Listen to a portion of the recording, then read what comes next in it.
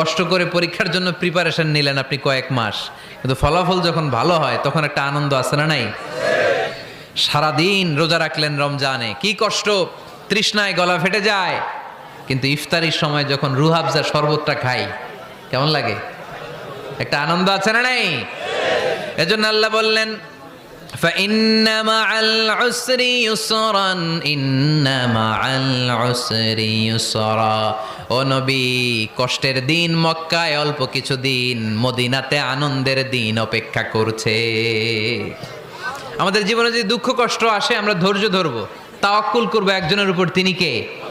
কারণ আমরা বিশ্বাস করি কষ্টের দিন এটা চিরকালের জন্য নয়, সামনে আনন্দের দিন আমাদের জন্য সেট করে রেখেছে কে? তাহলে আমরা সূরাতুল ইনশিরাহ থেকে 3টা নেয়ামতের বর্ণনা শুনলাম, বিশ্বনবীকে কি সান্ত্বনা দেয়া হলো সেটা শুনলাম। এবার 2টা গাইডলাইন শুনে তাফসীর আমরা শেষ